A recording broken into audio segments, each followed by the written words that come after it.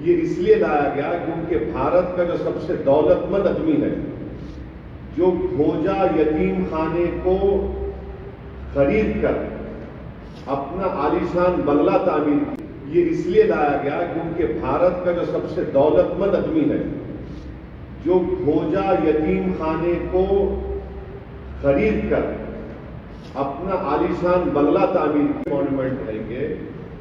اب یہ بل بننے کے بعد ان کا رجسٹر ایز اے وقف پراپرٹی نہیں ہوگا۔ اب آپ میرے کو بتائیے، سچر کمیٹی میں 180 پراپرٹیز، جو سچر کمیٹی نے، آپ اس کے لاسٹ پیجز دیکھیں، آخری کے 8-10 پیجز میں 180 پراپرٹی سچر کمیٹی نے کہا کہ اے ایس آئی کے انلیگل آکوپیشن میں ہے۔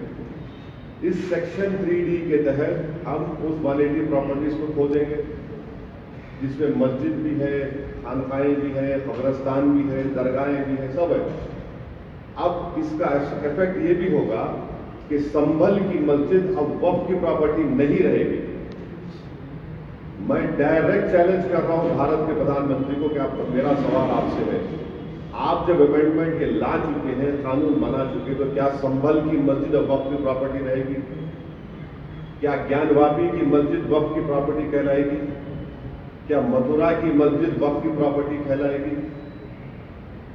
جتنے بھارت میں A S I protected ancient monuments ہے، اس کے ایکٹ کے تحت اس کو بولتے ASMR ایکٹ، جس میں ہمارے شیعہ بھائیوں کے امام باڑے بھی ہیں، عاشور خانے بھی ہیں، درگاہیں بھی ہیں۔ اب آپ بتائیے، اس سے وقف کو چھین نہیں رہے آپ، اور جھوٹا پروپیگنڈا بھی کری نہیں، کچھ نقصان نہیں ہوگا۔ پھر سیکشن 2 پڑھو اس کا۔ سیکشن 2 میں لکھا گیا کہ اس ایکٹ سے پہلے جو ٹرسٹ تھے جن کا مقصد وقف کی طرح ہو، اور اس ایکٹ کے بعد جو ٹرسٹ ہیں جن کا مقصد وقف کی طرح، وہ ٹرسٹ پہ رہیں گے۔ وہ کیوں لایا گیا؟ وہ اس لیے لایا گیا، امت شاہ پارلیمنٹ میں بولے کہ ہم یہ سیکشن 2 کو اس لیے لائے کیونکہ ہمارے بورا مسلم بھائیوں کو اس سے فائدہ ہو سکے۔